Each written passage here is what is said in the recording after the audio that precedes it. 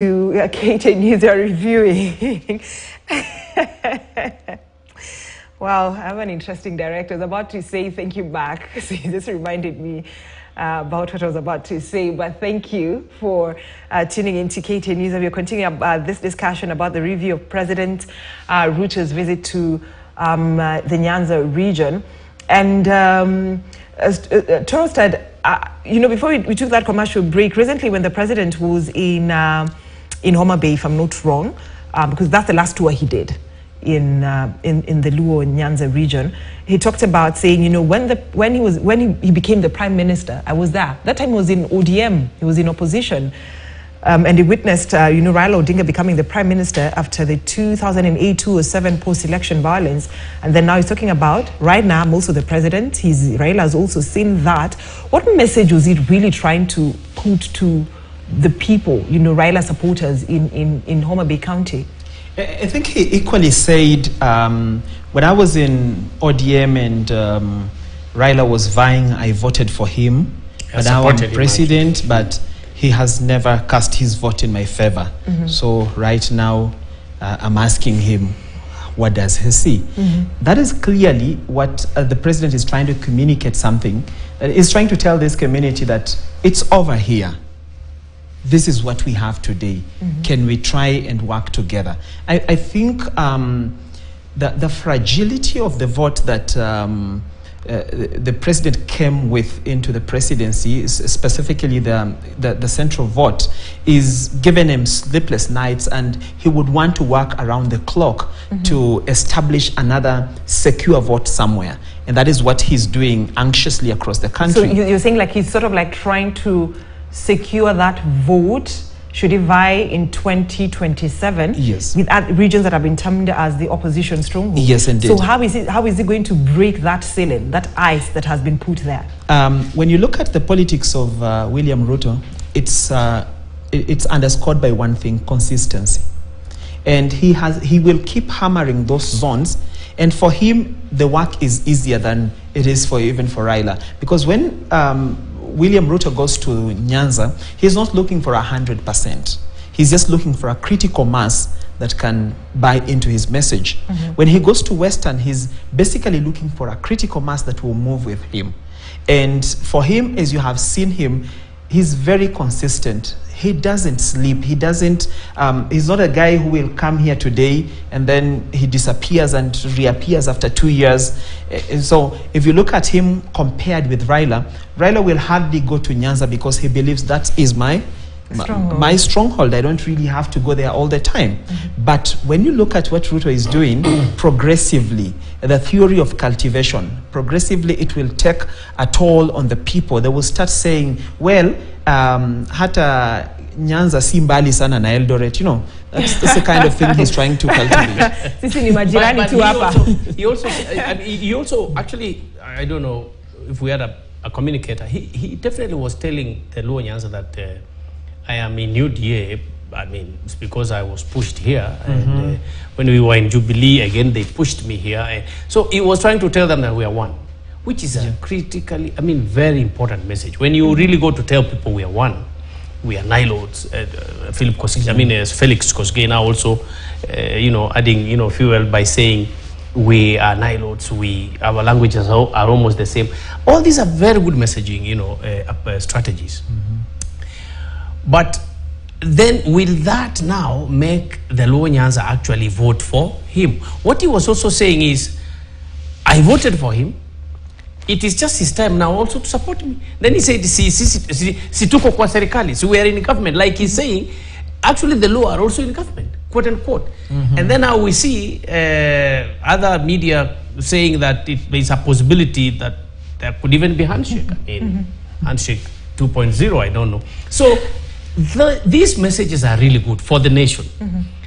I think sycophants and hardliners normally come in to try to say there is no way President can agree with Raila Odinga. There is no way we will accept Raila Odinga. If you look at Israel today, when Netanyahu is saying his country has been attacked and he wants to go and look for the terrorists down there in Palestine, Gaza, through the Hamas, whatever, He's actually saying on media that he wants the support of the opposition also, so that he can be so confident to launch the attack. But in Kenya also, Radido, it is important that two leaders who are actually the critical two leaders, they must speak the same language when it comes to national development, after elections especially. All right, and I don't know whether we have this story, if I may ask our director, this story about President William Ruto, who concluded his two-day tour in the Nyanza region with a pledge to work with all Kenyans, irrespective of how they voted in the last elections. And of course, he was warmly received by Siaya County leaders, including Governor James Orengo, who attended that event where he received the president. And of course, that happened in, if I'm not wrong, January 14th this year. And you could see these were people who were castigating the president, and these are people who even represented, some of them represented the Azimio presidential candidate back then at the Supreme Court when they're challenging the presidential election. So they come, welcome the president together and warmingly, and the president says, we need to work together. And this working together, Torostad, it's what is causing a lot of, some jitters. Nyaribo said I should not say worry, but it's causing a bit of some jitters, within the Azimio team. And if it's not a concern, to the Azimio team, Nyaribo saying should not be a concern, then why is it a concern if some of these leaders were in Azimio are saying, you know what, we have decided we will work with the president? I think two ways to look at it. Council mentioned earlier on something about the handshake. The truth of the matter is that there's already a handshake. We are already living in a handshake.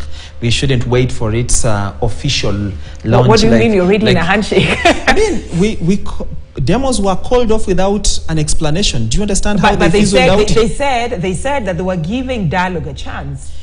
I mean, Brenda, you saw the agenda at Bomas. That is a handshake agenda. So if we're still waiting for an official handshake on the doorsteps of Harambee, it's not going to happen because of the people on both sides who the hardliners. Yeah, the hardliners. So there had to be a subtle way of working this out. But ideally, we have finished. The matter is done. It's sealed.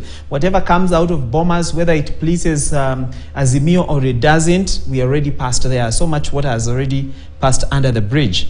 And then if you look at it now from a point of the president saying, let's work together, and then you juxtaposition it on the view that we do not recognize him as the president.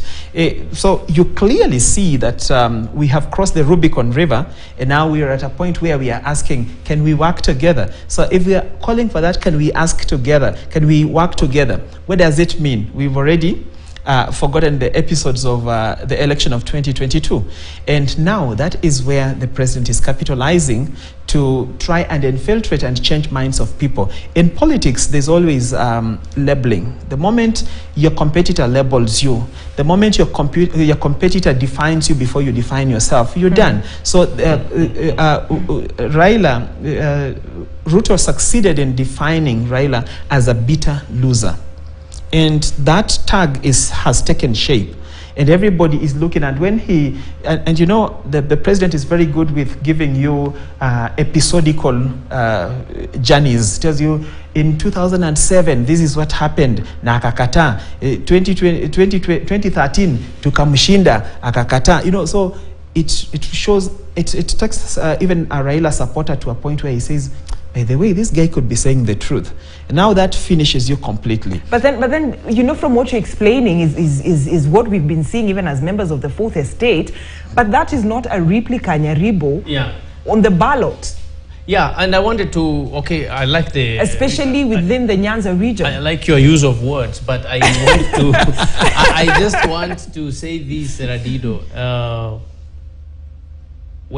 I really want to canvass two issues, but I hope, whether Raila has been losing the elections or he has been winning some of them or all of them is something we can prosecute for quite lengthier time than this 1 hour.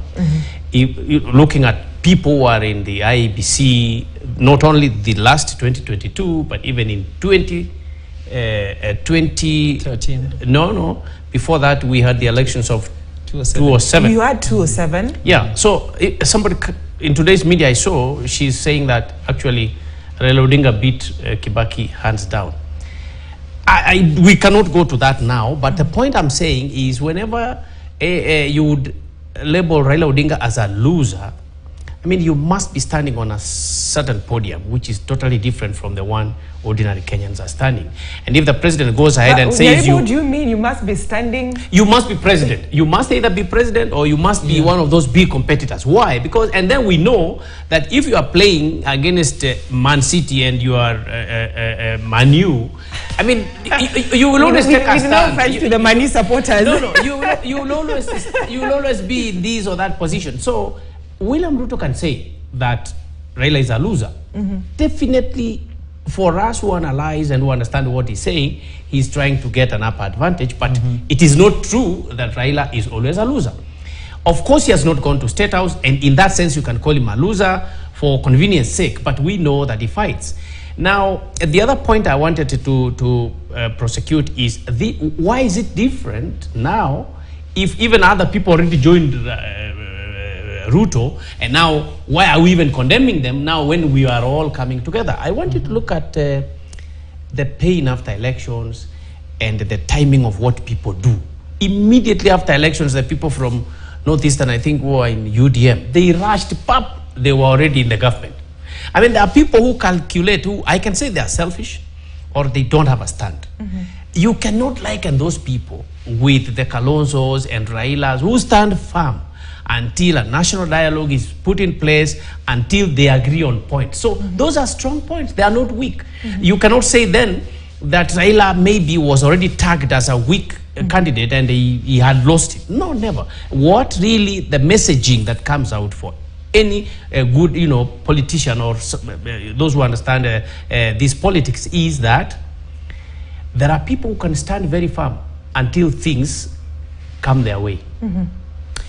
If Raila and Ruto and other behind-the-scenes powers did not agree, the country was going actually to go down.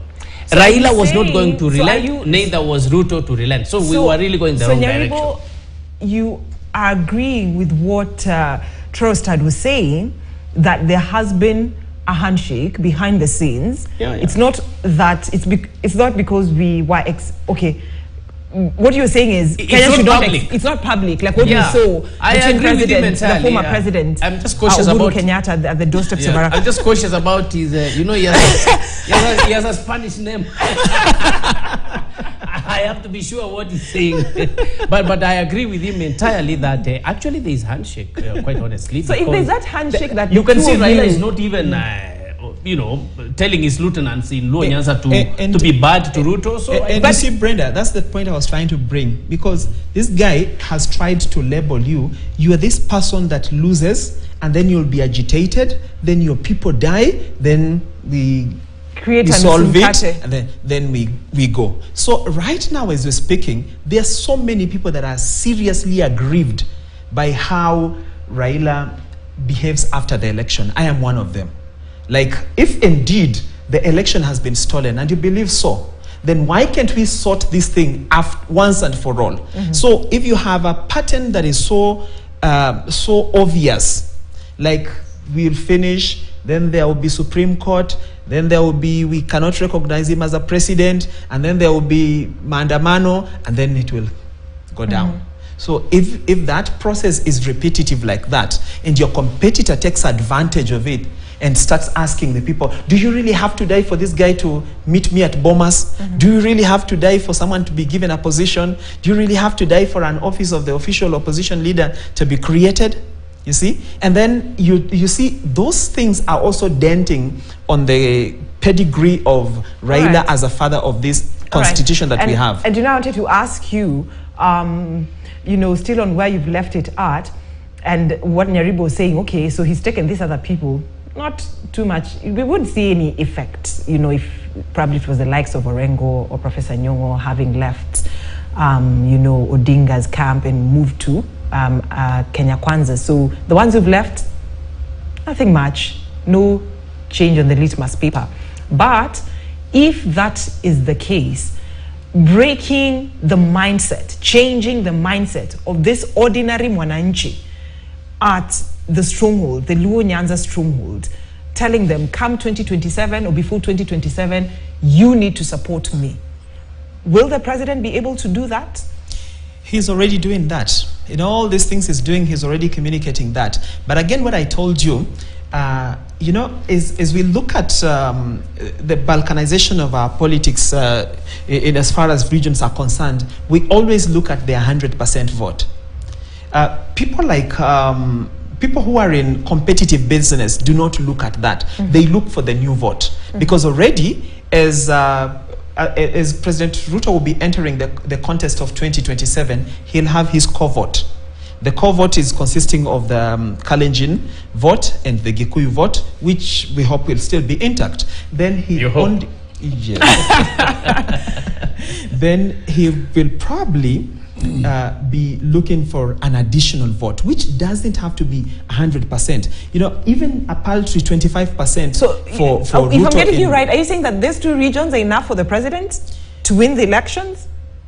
Not they are enough, but that is a core vote, because you can never enter an election without a core vote. A core vote is that, like, you know, I know my wife will vote for me and my 5 children, so I'm coming with 7 votes, you know, to start. So that one he already has, and as it were, even if he gets a paltry 25% from a region that would never even invite him, you know, would never even listen to him, then that gives him, you know, greater chances. All right. And then you cannot forget or overlook what he's doing in Western Kenya. All right. Yeah. All right. So if you add all those pockets of, you know, yes, and he's a man who is patient. Okay, Nyaribo, we only have a few minutes to wind up. You know, you wanted to react to what Toros Tadhat was saying, and even as you wind up also, just like to pick your mind on what he said, what Raila said, when he responded to the president. You cannot divide us. Azimio is intact. Kalonzo Musyoka 2027. Yeah. And then today a different statement altogether, you know, from the spokesperson. You never know, Raila might be on the ballot come 2027. Well, I think those are political statements, but I agree with him when he says that William Ruto has already started. That is very true. He has a base, both tribal, now also party-based, and, you know, youth. You know, he has already a base, and he is already campaigning. We are talking about 1 year in office. He is already campaigning. The problem now with Azimio is they are doing other things right now, and that is where the secret is. They are actually doing, there are several things Azimio is doing. That's okay, I don't know what those things are, but you know they're doing other things. They're doing other things. But William Ruto is actually in the field. So if Azimio wakes up, I mean, I don't know why the script is repeating itself, but people are still living with the same mentality that they might win. Uhuru Kenyatta and Raila Odinga, with tremendous respect to them, they never campaigned. Never.